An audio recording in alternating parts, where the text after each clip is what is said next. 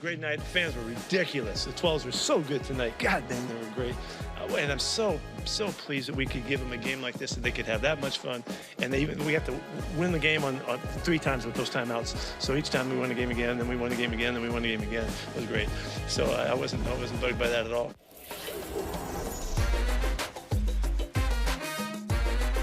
Fantasy Football Happy Hour with Matthew Berry, served by Applebee's. It is noon on Peacock, but it's 5 o'clock somewhere. Jay Croucher, I am Matthew Berry. Welcome to the Fantasy Football Happy Hour, served by Applebee's. And Pete Carroll's all fired up. Seemed pretty happy. He seemed very happy. Do you think it's because he won a game that he had no business winning? I think so. Is it because he's just like, I made so many bad coaching decisions in my career, and yet Nathaniel Hackett came here and said, oh, I see those bad coaching decisions, and I will one-up you. Slight dig at Nathaniel Hackett as well in the postgame about really being happy about the decision. We kind of got one there. Yeah, I think 100%. I think he's pretty happy to win that game. Yeah, it's like Russell Wilson is not evaluating chess masters when it comes to his head coaches. But, Pete Carroll 1-0. 84% of the tickets were on the Broncos spread -6.5. 93% of the Broncos money line. Seahawks defeat the Broncos 17-16. This is why they call it betting. Yeah, and that's one thing to always look out for, because every man, woman, and their dog was on the Broncos last night at -6.5, and then the line moved towards the Seahawks and it closed at 6, and that's always a red flag. You're the head trader at PointsBet, and you've been doing that for 5 years. And you said every man, woman, and dog. Have you ever actually seen a dog place a bet? I've seen a dog place a bet. Yeah, I've seen someone so discombobulated by their own gambling losses that they were like, they get their dog and just choose over or under on Javonte Williams rushing yards. So that's just somebody forcing a dog to make a bet. I mean, I didn't know if because there's sometimes people they get maxed out or they get limited, and so sometimes they're and so suddenly Spud Smith is Barky Magoo, whatever. I see where you're going. Right. Now. I didn't know if they had done that too as well. But I like the fact that you've seen dogs make bets or cats make bets. Fantastic. They take all comers at PointsBet. That is according to Jay Croucher and no one else associated with this program, just Jay. All right. Let's get into the fantasy analysis of this. I thought this game last night was good and bad on so many levels. On so many levels. Let's start with Russell Wilson. Obviously, he's the headline. Coming back to Seattle, his former team, revenge game, #revenge game, all that narrative. I thought, here's the good. They let Russ cook. Yep. 42 pass attempts, tied for the 9th most in his career, over 40. He finishes with 340 passing yards. He gets a touchdown there, as you see it there on your screen. But 1 passing touchdown, 0 interceptions. So I thought that was the good. The bad was they didn't run. He didn't run specifically. 1 rush for just 2 yards. The offense as a whole looked discombobulated. And when they got in close, one of the reasons Seattle got out of this game, with a win, is that both Javonte Williams and Melvin Gordon at different times literally fumbled on the 1-yard line into the end zone. So on one hand, you're like, okay, so, just so many fluky things happened for Seattle to win that game. One of which is that most, especially, Melvin Gordon has a fumbling issue, but between the two of them, one of those guys should have converted. The Javonte Williams play as well, that was fluky because it was right at the end of the play clock. No one seemed to know what they were doing, and then immediately just gets tackled and stripped. So that was bad luck. Once again, poor coaching. Didn't really kind of look ready for prime time. They didn't play together in the preseason, so maybe there's some kinks and rust in that. But they were handing off at the goal line. Yeah. They just paid Russell Wilson $250 million, and you're handing off at the goal line. Well, they paid him $250 million, and they're not going for a 4th and 5 either. $250 million. We can talk about the end of the game here in a second. But where are you on Russell Wilson as a fantasy quarterback after that game? He finishes as QB 14 for the week, 17.8 fantasy points. I still think the most important thing is that he had 42 pass attempts, tied for the 9th most in his career versus only 20 rushing attempts for the Broncos. And that game, despite the fact they were always down, it was never out of hand. It was never that they had to pass the ball every single play. So I would read into that. I think the bad element is that he just didn't look very good out there. And I know it's week 1. I know his stats, the volume stats, they look fine. Good passer rating, all of that. But he didn't really look that good out there. But for the Broncos, macro, what I'd look at is that they had to fumble twice at the 1-yard line and also had to completely botch an end-of-game situation to lose by 1 point on the road. They should have won the match. They should have won it pretty comfortably. So I wouldn't be too worried about Russell Wilson and the Broncos, particularly in a pretty weird and emotional spot week 1. I think that's the big key here. He hasn't played all season. He's coming back to Seattle. He's actually getting booed. I think the first time he's in his life he's ever been booed. Why is he getting booed? Well, that's a whole thing. I mean, what are you doing, Seattle? Come on. He has bailed your ass out so many times, Seattle, and for you guys to boo him, I get it. Once the game starts and you want to create noise, I get that. I get that. But when he walks out on the field, that's a guy that brought you a Super Bowl title. That's a guy that has been so great for that community. Like, he's everything you want in a football player, in terms of both production on the field and how he embraced the community and, all the goodwill he does. Like, we joke a little bit about his aw shucks good boy nature, but that's him. Like, he's genuinely a good human being. And so, like, Seattle, who, by the way, the 12th man is in Texas A&M, College Station. Seattle literally has to, I swear to God, this is true, Seattle has to pay a royalty to Texas A&M University because they stole the 12th man moniker. Like, they stole it. Like, they couldn't come up with anything original. Right? And so these wannabe 12th mans are sitting there, they've ripped off their identity from a college team and a college town. So they have a stolen identity, stolen valor, and you're booing Russell Wilson when he comes out of the game. Again, I get it. You want to boo him during the game and try to, and try to help your team win. The Seahawks win, and they did a good job of that, by the way. I mean, there were some false starts. There were some delay of games on the Broncos as well. I mean, the crowd in Seattle did a good job during the game. Credit there.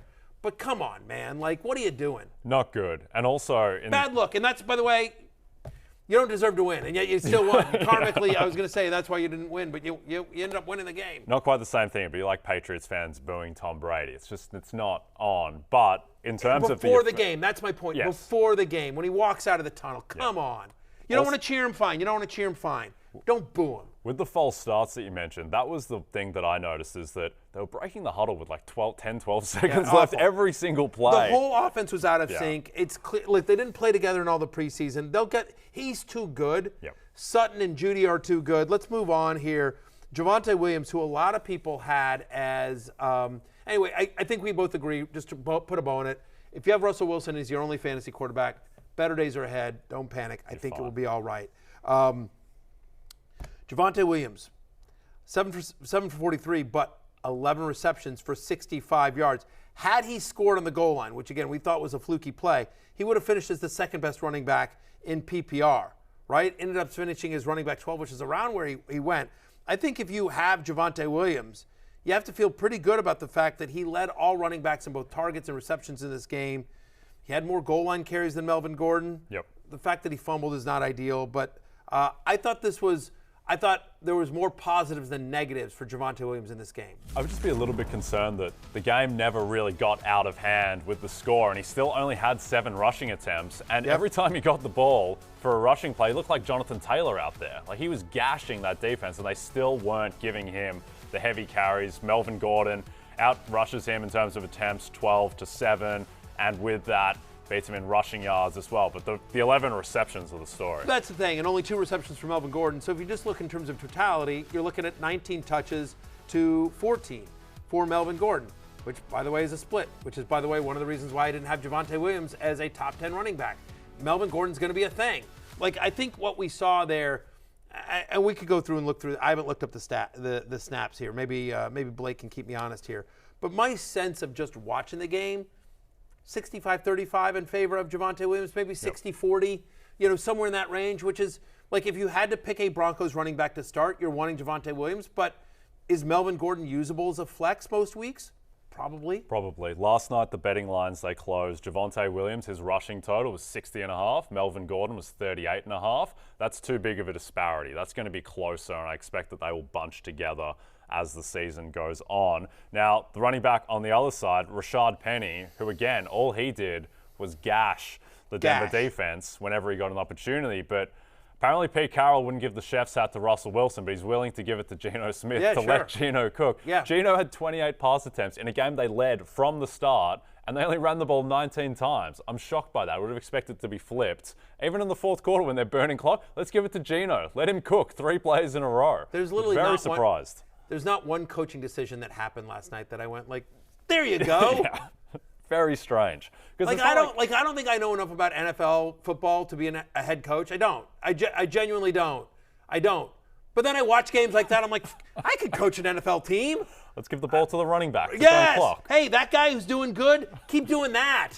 Very strange. Very strange. Because it's not like he was getting stuffed. He had a big run negated by a holding penalty as well. He looked like the Rashad Penny from the last 6 weeks of last season. The best running back in the NFL wasn't Jonathan Taylor. It was Rashad Penny. He was averaging over 6 yards per carry on insane volume, and he looked play-by-play the same guy. He certainly did. He averaged 5 yards a carry in this particular game against a good Broncos defense, right? He had 12 carries, 60 yards. He broke off that 26-yarder.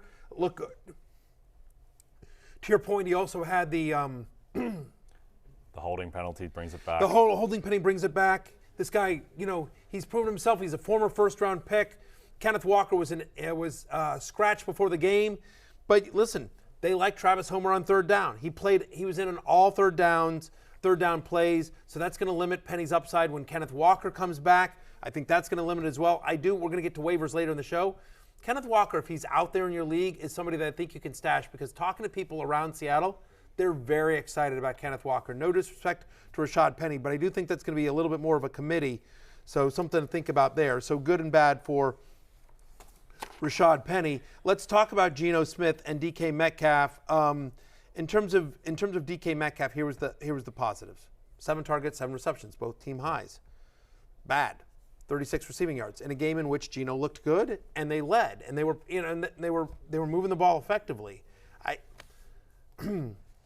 Does Geno Smith's performance last night, where he was competent? Let's be clear. He was competent. By the way, and Geno Smith with one of the all-time great post-game quotes. Amazing. Right? Yeah. They wrote me off, but I didn't write back. I didn't write back. Straight fire from Geno Smith. Print the T-shirts now. Absolutely. That is a meme. I posted it on my Instagram as well, at Matthew Berry TMR, if you'd like to give me a follow. Straight fire. Great quotes. Right. I'm going to use that in my real life. You know what I mean? ESPN wrote me off, but I didn't write back. You know what I mean? When NBC gets tired of me, which is probably about 20 minutes from now, NBC wrote me off, but I didn't write back. I'm just telling you, that was a fire quote from Geno. Was Geno Smith good enough? Sorry, go on. What are you going to say? I was going to say, do you know who the 2 highest rated quarterbacks by PFF were this week? No. Josh Allen and Geno Smith. It wasn't just that he was incredible completion percentage. He has the broken play to Will Dissly where he really should have been sacked. He was just throw by throw really good. He was. And they get the Metcalf fumble, destroys one drive. But look, I think Geno, I didn't think he had that game in him all season. And the fact that he did, that shows that Metcalf, Lockett to a lesser extent, they might have more of a ceiling than you would anticipate. And to the contrary, Rashad Penny, perhaps a lower floor than you'd anticipate. But I think Metcalf is clearly the guy that you want. 8 guys saw at least 2 targets last night. Metcalf was the only guy with more than 4, and he had 7. So I think DK Metcalf is clearly the focal point of the passing game. Yeah, I would agree with that. I mean, that was how they were ranked in the preseason as well for me in terms of in terms of the pass catchers. We think DK has a lot more touchdown equity and potential upside there. I think he's just a better player. And I like Tyler Lockett. Tyler Lockett is a good wide receiver, but DK is special, right? Yep. And so bad fumble there. But I think the positives, I'm not rushing the waiver wire to pick up Geno Smith. If you lost Dak Prescott, I think there are better options out there. But I thought, to your point, he was competent enough to keep this offense afloat. Denver's a good defense. Yep. And that's an emotional game. It's his first start in a long time. I mean, he started a few games last year when Russell was out, but it's his first start as the guy. He won this job in training camp. They come to the season saying, we're not training for Garoppolo. We're not trying to get anyone else. This is Geno Smith's team this year. And so he comes into this game, and here comes Russell Wilson. Here comes number 3, and it's a big emotional game. You see it right there. They wrote me off. I didn't write back, though. Geno Smith, on people doubting him, just an absolute fire quote and a big-time performance from him, NFL-wise, in a game in which all eyes were on Russell Wilson. It could be, I can get where that would sort of freak you out a little bit. You see across the way, that's the guy you shared a locker room for a number of years. By the way, over his last 9 starts, Geno 9-0 against the spread. There you go. There he is. There he is. The gambling man. Yeah, exactly. Geno ATS. Smith. Shout out to, I want to give a real quick shout out to Evan Silva, our friend Evan Silva from Establish the Run, a rotoworld.com alumnus. And Evan pointed out in his column this week that he thought Will Dissly was a nice sleeper in especially in one-game slates. He talked about the fact how Dissly was signed to a big contract. He's a better blocker than Noah Fant, all of which is factually correct. What do you know? It was a broken play, but still Dissly gets into the end zone. Shout out to Evan. Great call by him.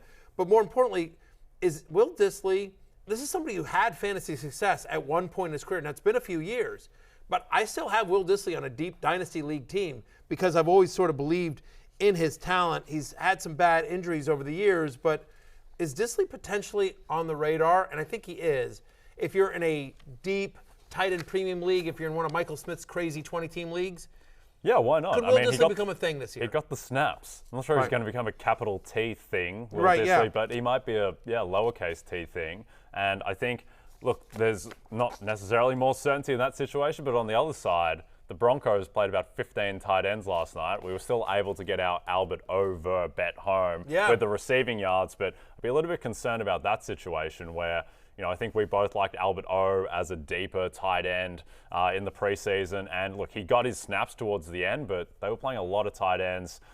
Was there anything else that stood out from Monday night in terms of Cortland Sutton, Jerry Jeudy, any of those guys? No, I mean, Jeudy scores the touchdown. I'm still not as bullish on him. Like, it was great run after the catch right there with Jeudy. But I feel like, again, I'm still Sutton over Jeudy if I'm sitting there looking for the Denver pass catchers there. Sort of interesting there. I mean, Albert over gets there, but a lot of tight end usage just spread it around quite a bit. I mean, that was one of the other concerns. Andrew Beck gets 3 targets there, right? I mean, so Andrew Beck suddenly was sort of interesting there. One last note on terms of the running back usage. I was right. So Damien texts me here and says 58% snaps for Javonte, 40% for Melvin Gordon. So literally like a 60-40 split. The other 2%, Mike Boone, who gets in there for a couple of carries, a couple of touches, I should say. But I don't know. The only thing on Geno, and this will be interesting to see. So Denver dominated time possession in this particular game. Yep. So, I mean, Seattle was, when they didn't have the long play from Dissly, it was quick. To your point, they passed a lot more than I think people thought here. I don't know that that's always the case, right? So I do think there's a bit of they got more people involved than I thought they would. Geno was sort of spreading it around. Colby Parkinson got a couple of targets, right? Like Marquise Goodwin showed up there. D. Eskridge was on the field. Yes. We got a D. Eskridge signing. A lot of famous names there. Marquise Goodwin. I'm just saying, it didn't feel like previous Seattle offenses where it was Lockett and Metcalf and Lockett, and that was it. Noah Fant, by the way, just 4 targets on that one. Will Dissly got 3, and he was the better fantasy option last night. So something to watch going forward. I would be nervous if I had Noah Fant as my only fantasy tight end this year. Definitely. All right, let's get into some headlines. Yep, the big from one. rotoworld.com. Yep. Rotoworld headlines. They want you to do the branding, be a company guy. I know you do 8 billion podcasts, but on this one, we try to promote RotoWorld. The RotoWorld headlines. Mm-hmm. Dak Prescott, who's been the big story out of week 1, definitely the biggest story overall. Yeah. Think he underwent surgery on a fractured thumb, targeting week 8 as a possible return. But Dr. Jerry Jones says that he might be back within 4 weeks. I mean, what do you make of this situation? I hope not. Yeah. Think about Russell Wilson, as long as we're talking about Russell Wilson. So last year, Russell Wilson hurt his throwing hand, came back again. Different player, slightly different injury. Maybe we'll get Mike Ryan on here during the week to talk a little bit more about the injury. But the fact is that you think about Russell Wilson in those first 2 games back and he came back around that same time. I think he came back in 4 games, right? He missed 3 games and there was a bye week in there. So I think he missed 4 games. In his first 2 games after the injury, he was quarterback 26. Right? He completed 51% of his passes. DK Metcalf averaged 6.4 fantasy points per game. I hope they take the time to let Dak heal, because I think it's going to be at least 6 weeks. Again, I'm not a doctor, like apparently Jerry Jones is. I'm not a doctor, right? But I think, as we see the footage here of Dak getting hurt, feels like it gets it gets bent back there a little bit. Reminiscent of the Aaron Donald play on Drew Brees. Just a tough hit. Over the years, the Cowboys without Dak Prescott average almost 5 points less per game. It's a 17-10 passing touchdown rate as opposed to 143 to 51. You know, they go from 258 passing yards per game with Dak to 216 without. You see it on your screen right here. They're 5-7 in the last 2 seasons when Dak Prescott has not played. This is bad news across the board. Yeah, they're now the 4th favorite in the NFC East, behind the New York Giants and your Washington Commanders, and of course the Eagles. And I think the thing to remember here is that the Cowboys aren't good enough to do anything this year with a wounded Dak Prescott. He needs to get right. They looked really bad against the Bucs even before he went down. And from a betting perspective, the way I'd look at that is look at the teams that now get to avoid Dak Prescott, most likely. So, you know, you look at that, like the Bengals this week. They go from pick to -7. It's a touchdown swing when you get to face Cooper Rush instead of Dak Prescott. And, you know, I was talking to some friends about this last night. Like, we were talking about the Coach of the Year market. Can't believe you're bragging about having friends. But all right, go ahead. A lot of my conversations I just have like gambling friends now. So they'll ask me like, "Oh, it's not really friends. They're degenerates." It's like these are like degenerates. This is like a. All right, it's a support group is what it is. Well, they'll ask me like, Jay, how are your 3 daughters? And I'll be like, listen, Nick Sirianni's path to Coach of the Year has really opened up without Dak Prescott in the NFC. So, look, I think the 2 favorites right now for Coach of the Year should be Nick Sirianni and Kevin O'Connell.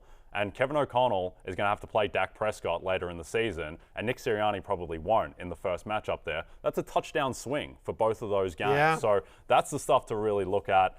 I'm not feeling good about this Cowboys season at all. When you're crunching nerdy stuff like that, like in terms of who's going to have to face Dak and Coach of the Year props, future props, it makes me. Are you sure you have 3 daughters? I do. Like, I have can 3 you like daughters. if your wife showed up here and said, you know, we have 4 or 2. Like, what are the odds of? Because I think I don't. Could you name them all right now? I would set the over/under for my daughters at 2.5. Right, and fair. I would take the over. You would take the over. The over is only like -5,000. I it's understand. not like -25,000. Yeah. I don't think you know all the 3 names of your daughters. I think you have a cheat sheet to have to pay attention to. But this is why we love you, because you're all in on the betting. You study it really hard.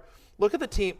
So the thought process here is that if he's not going on the IR. So, okay, that's interesting. So that is material.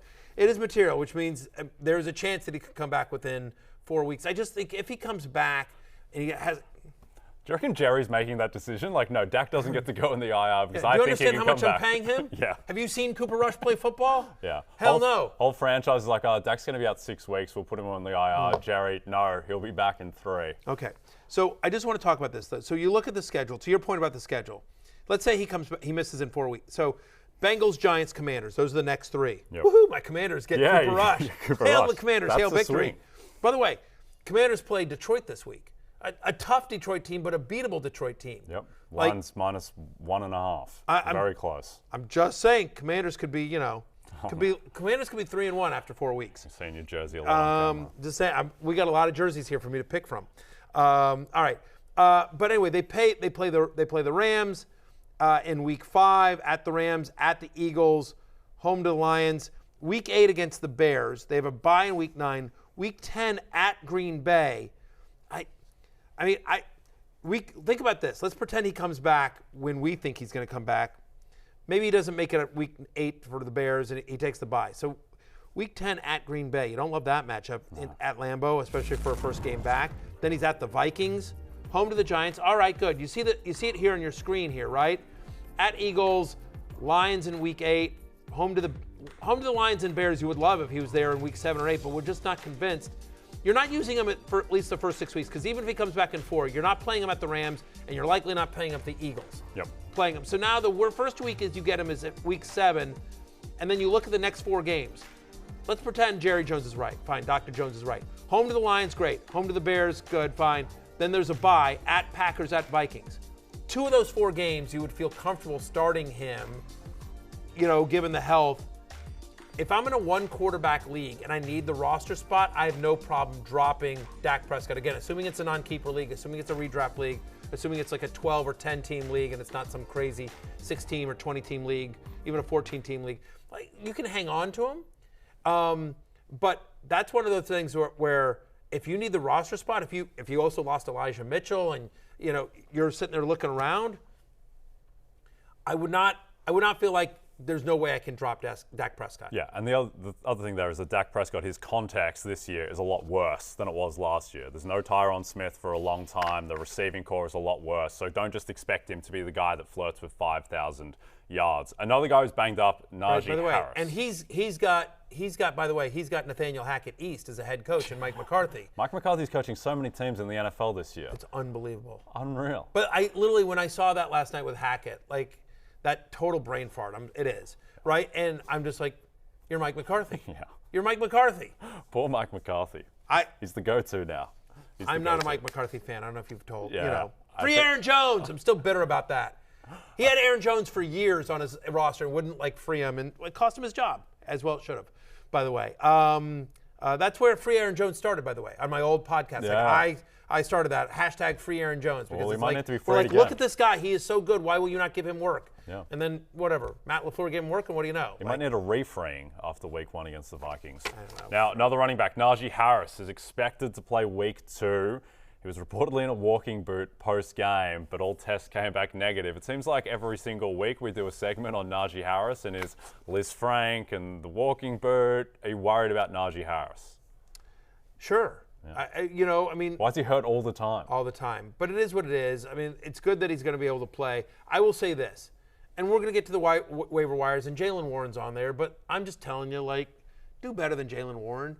And it's nothing against Jaylen Warren. This is a bad offensive line. I think it will be somewhat of a committee. They gave Chase Claypool 6 rushes, and I don't know how much of that was Najee. But I think they want to do that. I think they're going to try to make him Debo light, for a lack of a better way to phrase it. And so you're going to have Chase Claypool getting some carries. Mitch Trubisky is a fairly mobile quarterback, so he could vulture some goal line work. You've got Jaylen Warren. Benny Snell will get a handful. Najee bust for me. Yeah. I don't. If I'm starting a Steelers running back not named Naji Harris, things have gone horribly wrong. Yeah, I think with Naji Harris, the issue is that he has such a narrow path to efficiency in terms of averaging 4.5 yards per carry. I don't think that's going to happen. So his path to value is just sheer volume. And if he's getting hurt every single week, then I worry about his body holding up to a volume-dependent workload. Just quickly, before we go to break, Mac Jones underwent tests on his back. He should be fine to practice today and play. As soon as that news came out, the line moved from pick to Patriots -1.5 in Pittsburgh. So when that happens, it usually means Mac Jones is going to play. You like the Steelers there, do you? Yes. Yeah, +1.5. Right At with Mitch. home? At home. Getting Points. It's a little surprising, isn't it? So I want to give a shout out to my buddy Chris Berman. This is an old boomer rule. This is Swami. This is a Swami rule. Yeah. When a team with a winning record is getting points against a team with a losing record, you take the winning team, even no matter how ugly it looks, no matter how, you just do it. That's just one of those rules, and you take it. It hits about two out of 3 times. Does kind of feel. The Steelers are at home, right? They're at home. Steelers at home getting 1.5 against a 1-0 Steelers team, getting 1.5 against a 0-1 Patriots team. What about the Patriots offense made you the Steelers defense is pretty good. Yeah. Again, we can talk about whatever. Needed 2 missed field goals and a missed extra point from the Bengals to win that game, but whatever. Steelers defense is pretty good, and I get it. They won't have TJ Watt, but still, yes. I want that line right now. Patriots scored 7 points against the Dolphins. The total in that game is 40.5. So it's going to be a low-scoring, ugly battle. Give me Steelers 2019. Pull it out. Absolutely. Let's go. Steelers, I'm right now, Steelers +1.5. I want that bet. Last thing here real quickly before we go to break. 2 wide receiver injuries. Chris Godwin, from bad to worse here. Here's a quote from head coach Todd Bowles. I don't think, quote, Godwin's injury is as serious as we thought it was. It all depends on how his treatment goes and how he heals. Hopefully we'll have him back sooner than later. He left the game with a hamstring injury in the first half against Dallas. He was playing about 68% of the snaps pre-injury and then missed 7 of the last 8 games after that hamstring injury. he's coming off the ACL tear and got the hammy now. I will just say this about Godwin. Hope he gets back soon. You don't have him this week. I want one game. Give me one game before him. Let me see him out on the field healthy and being Chris Godwin-like before I'm ready to put him back into my lineup. Feels like right now, listen, tough game for Brady, but feels like Mike Evans is the only Buccaneers pass catcher that you can trust here. Yep, and Julio Jones would probably be the guy after him at this point with how he looked. All right, we're going to go to break. He did look good, but are you still trusting Julio? I feel like I want one more game on Julio. Yeah, that's I want fair. one more game with Julio. It'll be Julio. It'll be Russell Gage. It'll be Uncle Lenny out of the backfield. There'll be a lot of guys there. Rashad White they like there.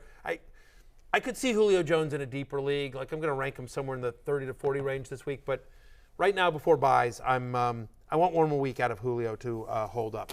When we come back, it is waiver wire day, the first waivers of the season. Go get your players. If you're sitting there without an Elijah Mitchell, without a Chris Godwin, without a Keenan Allen, you need a quarterback because you lost Dak Prescott. We got your names for you when we return. If we return.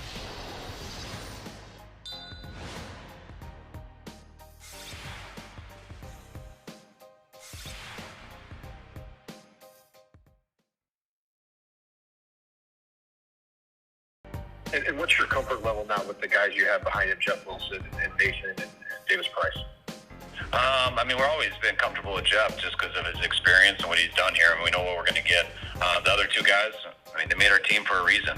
They're two talented players who we think can help us a lot running the ball, but they got to grow up fast. They're trying to compete and learn how to play better without the ball in their hand. How much do you look at Debo's impact and obviously Trey's running ability as a way to sort of adapt without Elijah?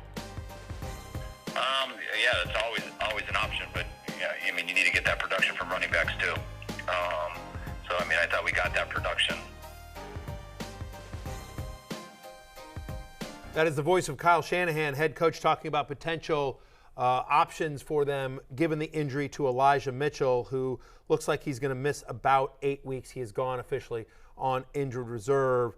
Here's the thing about Kyle Shanahan, is that usually when he uses multiple running backs, but when he picks one guy, he usually goes with a guy. Jeff Wilson, next in line, played more than 50% of the snaps after Elijah Mitchell went out. As Kyle referenced in the sound that we heard, he's been there. He knows the team. He knows the system. He's the guy. To me, he's the number one pickup this week if you need a running back this week. Yep. I don't think Jeff Wilson Jr. is particularly great, but he is the guy, and he'll get volume in a San Francisco 49ers offense.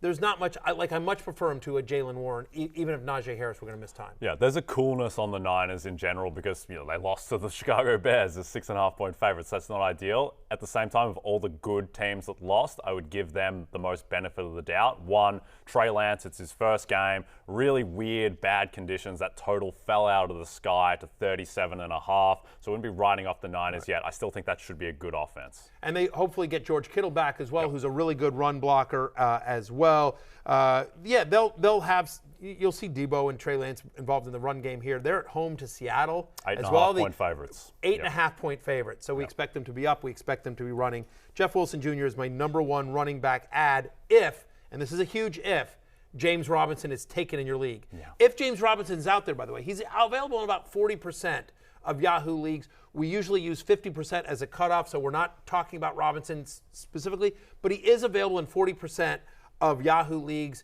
He's out there probably in a decent number on other platforms as well.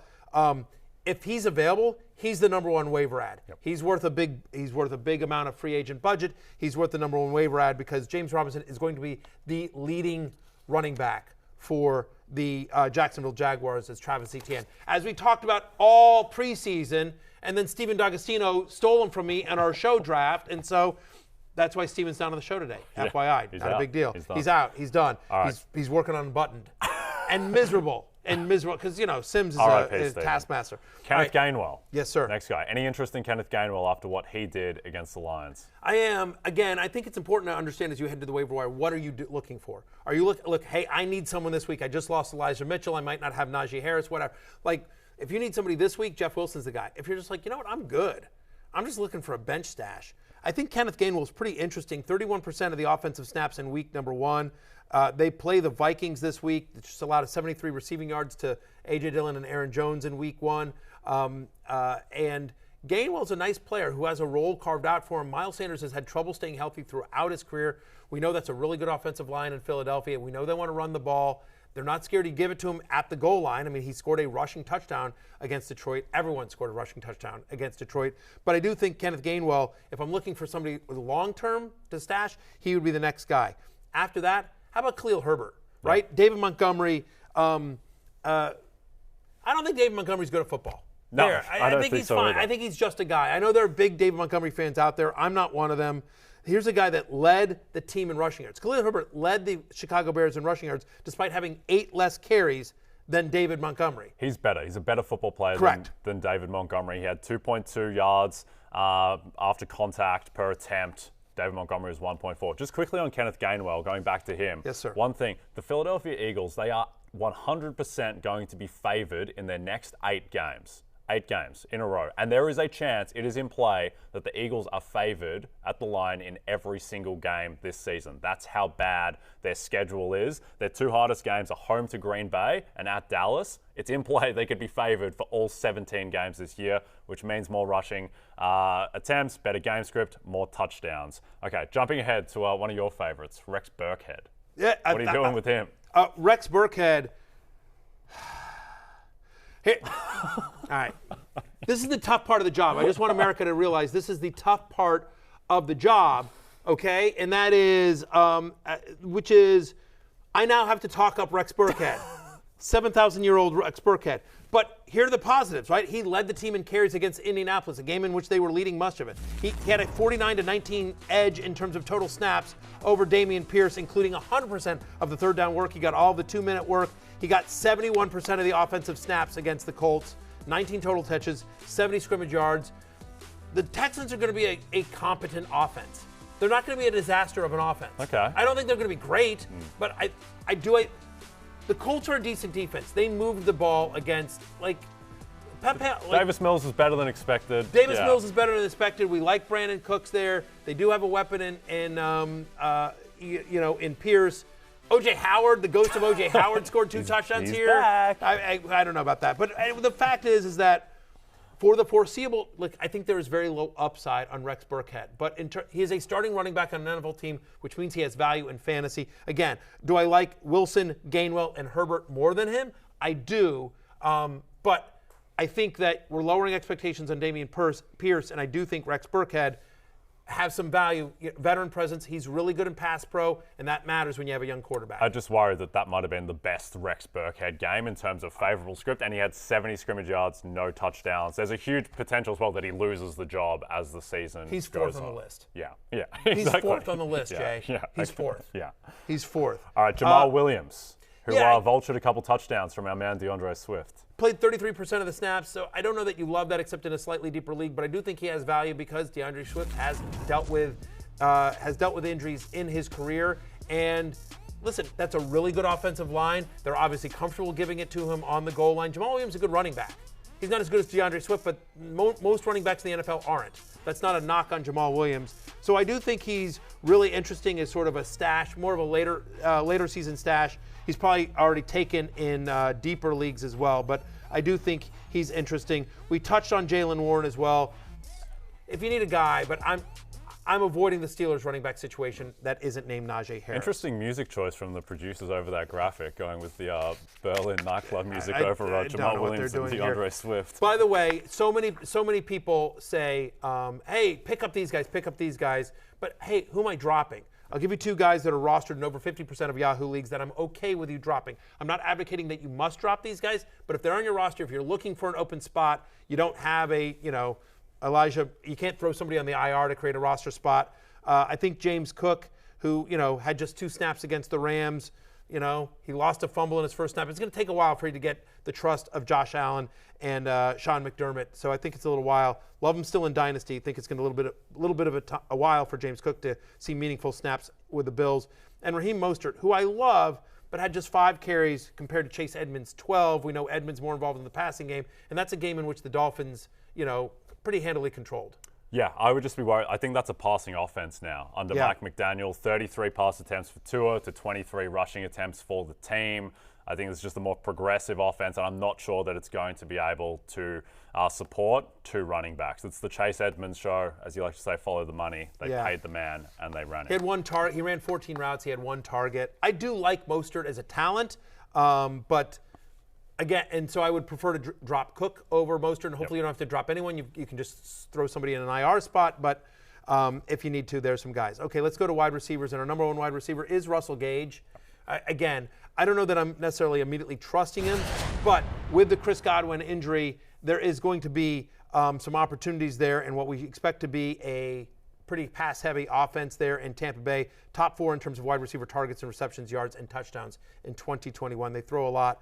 Last season, when he got 6 or more targets, he averaged 16.6 fantasy points per game. He's solid. Yep. There's no upside to Russell Gage, but like if you need you need a floor wide receiver, that's Russell Gage. Yeah, and I think we talk about the Miami offense not being able to support 2 running backs. A Tom Brady offense can absolutely support 3 wide receivers, and that will be Evans, Gage, and Julio, who looked better than expected against the Cowboys. Now, another guy who's going to be very popular is Josh Palmer, particularly this week as a streaming option if Keenan Allen misses against Kansas City. How high are you on Josh Palmer? Yeah, I'm pretty high. Look, we talked a lot about DeAndre Carter yesterday and yesterday's show as well, but look, I think in terms of volume last season, when Keenan Allen or Mike Williams was out, and we expect Keenan Allen to be out on Thursday, as you mentioned. We didn't get to the hamstring injury, but short turnaround, left the game. They played the Thursday night game against the Chiefs. He averaged 16.4 fantasy points per game when either Keenan Allen or Mike Williams is out. Again, we expect Keenan Allen to be out on Thursday. Palmer had a great preseason.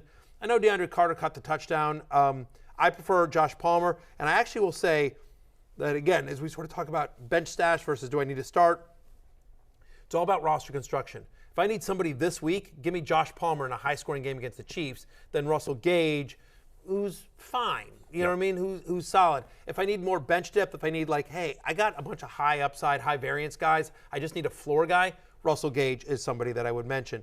Let's move to my Commanders. Hail to the Commanders. My 1-0 Commanders. My tied for first place in the division. Commanders. Hail to the Commanders. Hail victory. Curtis Samuel.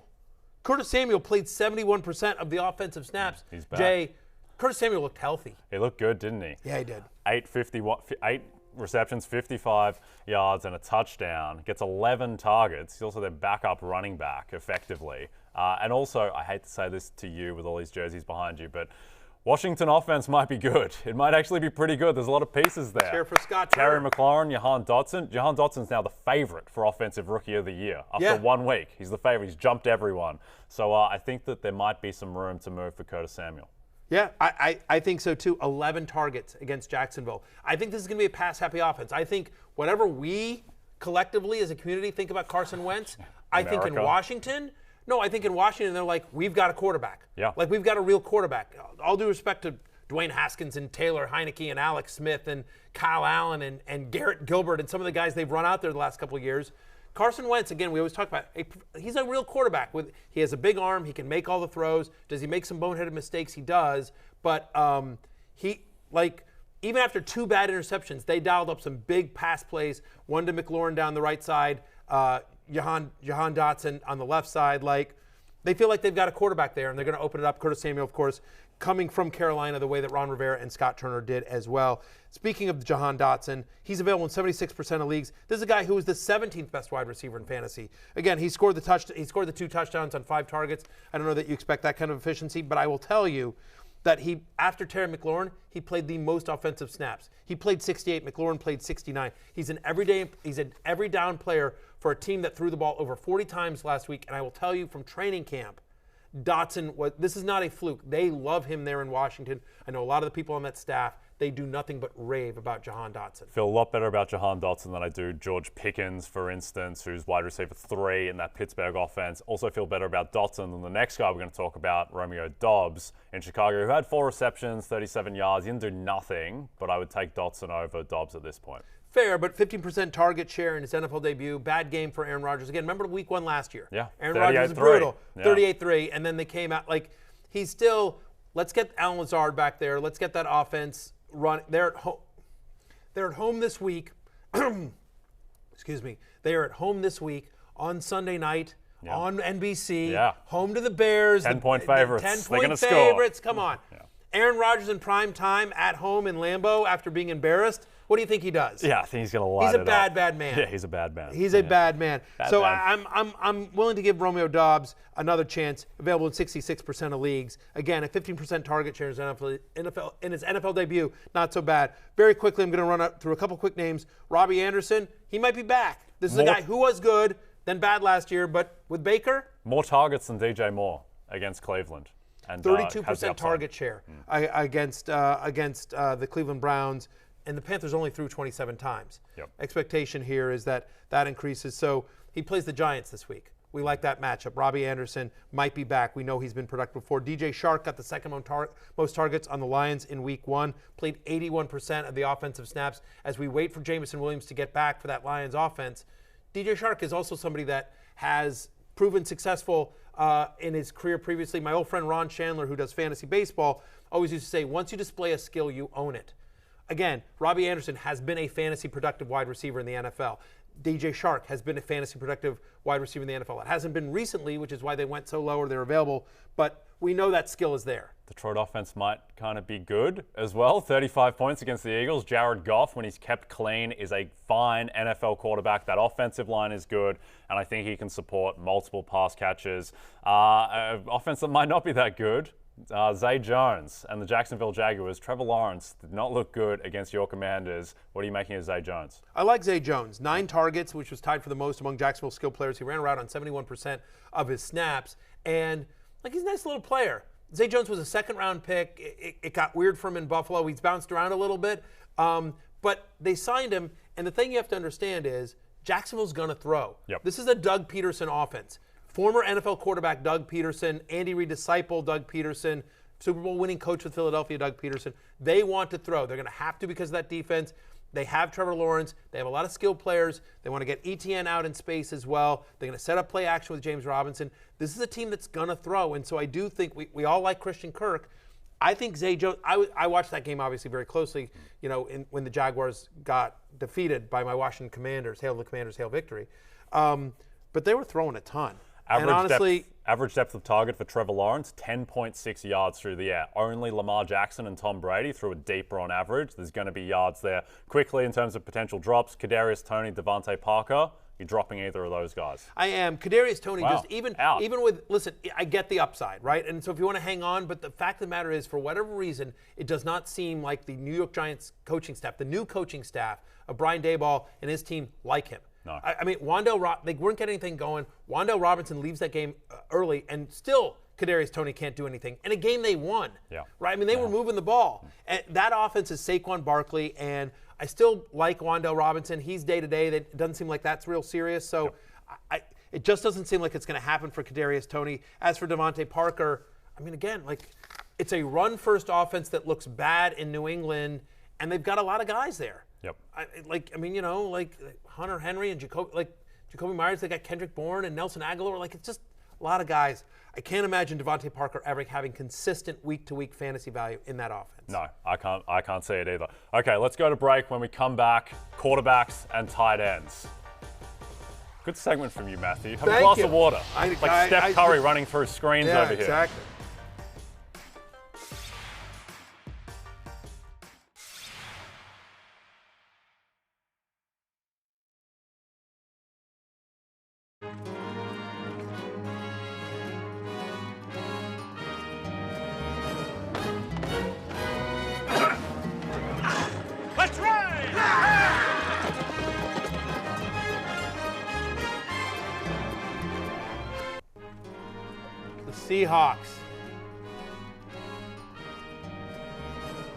The Seahawks absolutely trolling the Denver Broncos. Seahawks have a good social media. Yeah. They really don't like Russell Wilson in Seattle. No, they really don't there. The Three Amigos, a movie that was panned when it came out, but beloved in Australia, second only to Point Break. Yes, that's the top 2 films in Australian film interest history. Okay, quarterbacks. Yes, sir. Jameis Winston, who I think New Orleans likes. So you might need a quarterback, right? With Dak Prescott, with the injury, you're probably looking at the quarterback again. 50% available in Yahoo. famous Jameis. Yeah, really bad for 3 quarters, and then came back to crush my Atlanta plus 200 money line at the death. I think the main thing here is that Jarvis Landry looked really good. Michael Thomas looked better than expected. Chris Olave was fine, top 40 yards. You're buying Jameis. I am. I mean, again, once you display a skill, you've owned it. So like you sort of think about, to your point, a healthy Michael Thomas, Jarvis Landry. We like Chris Olave. Alvin Kamara will be better. Dennis Allen said the rib injury that Kamara had doesn't seem serious to be fine. They'll get him more involved. My only concern is they're playing the Buccaneers this week. That's a tough defense, obviously. So if you're looking for like just a streamer this week, I think there are other guys. I prefer like Carson Wentz. All Commanders jokes aside, I prefer Carson Wentz at Detroit than Jameis Winston home to Tampa Bay. But still, I do think they're going to have to throw a decent amount. I think Winston can be a good quarterback as well. So Winston over Wentz. If you need somebody for this week, Wentz is my streamer for this week. He's also my number 2 guy again. Lions allowed 455 total offensive yards to the Eagles last week. 313 yards and 4 touchdowns is 313 yards and 4 touchdowns. I think the Indianapolis Colts might have downgraded at quarterback, generally, with what we saw from Matt Ryan. Carson Wentz looked much better. Now, Marcus Mariota, who didn't look great, particularly at the end, but still got the rushing yards, 12 carries for 72 yards. Would you be picking up Marcus Mariota? Again, you don't have to be a good NFL quarterback to be a usable fantasy quarterback. I don't think Marcus Mariota is a good NFL quarterback. I don't. But given the rushing, again, he was 12 for 72 and a touchdown as a rusher in that game, and where he broke your heart by losing at the last minute to the New Orleans Saints. Thanks, Marcus. Over 200 yards. You know, I just want to point that out there. Problem is they're at the Rams.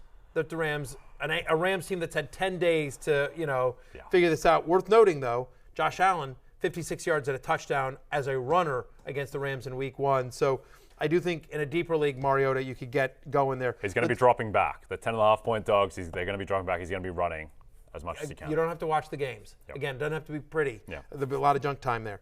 Let's move over to tight end here. And Gerald Everett, who we talked about on Fantasy Football pregame as a potential streamer if you lost George Kittle. Yep. Hey, this is a guy that you can go out and pick up. Apparently not everyone listened to us because he's still available in 73% of leagues. You should have. He finished as the 4th best tight end in fantasy last year, 3 for 54 and a touchdown on 4 targets. Remember the Chargers last year, top 4 in the NFL in terms of end zone targets to opposing tight ends. Everett's a nice player. I'm sorry, they were top 6 in tight end zone targets last season. Egalitarian offense, maybe to its detriment. Justin Herbert is still second favorite to lead the league in passing yards. Going to be a lot of passing yards going around against the Kansas City defense, and Everett might be the 3rd pass catcher in that game with Keenan Allen. You can read the next one on the list. Yeah. Logan Thomas at Detroit. One more time, I didn't hear that name. LT, the original LT, Logan Thomas. LT3, Who does he play for? He plays for the Washington Commanders, the 1-0 first place Washington Commanders. Hail Logan Thomas. Somebody brought him up in the preseason quite a bit. You should have listened to me. Look, here's what's important to me, right? He got 6 targets, 3rd most targets on the team. He was healthy. He was out there. Like, people thought he was going to start the season on the physically unable to perform list. This is a guy who, again, once you display a skill, you own it. He's been a top 10 fantasy tight end in his career 2 years ago. Dallas Goedert had 60 yards against these Lions in week number 1. I think he's an interesting streamer. If you're desperate, Hayden Hurst, look, 5 for 46. He had 8 targets. 8 targets. 8 targets is T. 8 Higgins, targets. Who knows what's happening there? Exactly. He's in the concussion protocol. We expect the Bengals to have a better game this week against the Dallas Cowboys. And by the way, some potential drops. I think you're okay getting rid of Hunter Henry or Mike Gesicki at tight end. Both guys, I think, will struggle to find fantasy relevance this year. We will be back right after this.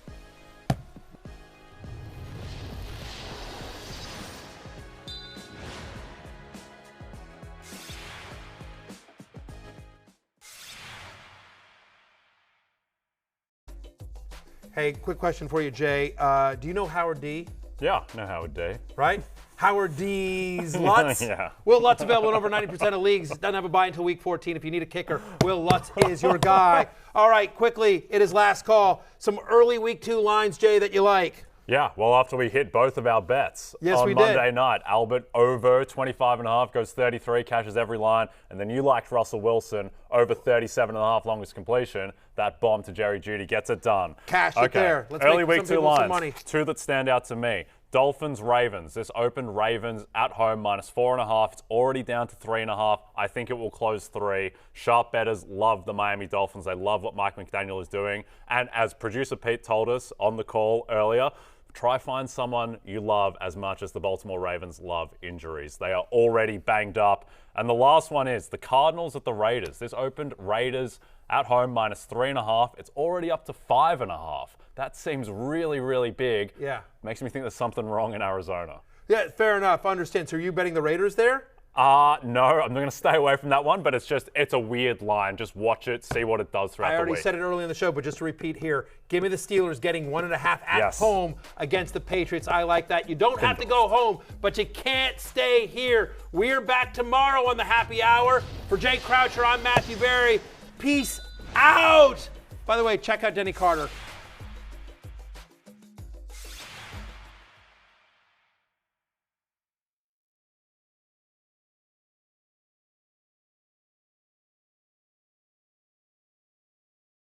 Hey, it's Matthew Berry from NBC Sports and RotoWorld.com. Just want to thank you so much for watching what you just watched, or at least being too lazy to click out of it after the autoplay just kept it going. So either way, thank you so much for just letting it scroll by your screen. And now I'd like to ask you respectfully, please subscribe to the NFL on NBC YouTube channel for the latest NFL news, fantasy headlines from RotoWorld, and betting analysis from NBC Sports Edge.